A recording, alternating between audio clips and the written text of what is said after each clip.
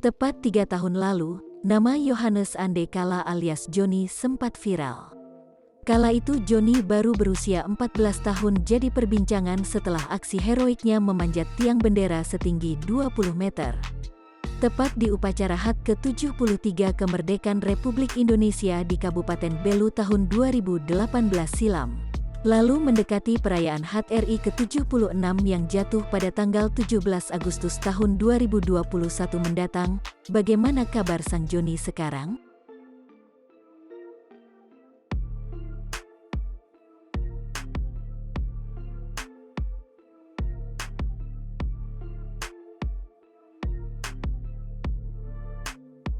Hotman Paris mengunggah sosok Joni yang kini sudah menginjak remaja. Diperkirakan umur Joni sekarang sudah berusia 17 tahun. Wajahnya tersenyum saat berfoto dengan seorang wanita. Nampak di foto itu juga, Joni tengah berdiri di rumah miliknya yang diberikan pemerintah. Sontak postingan Hotman Paris mendapatkan respon dari warganet.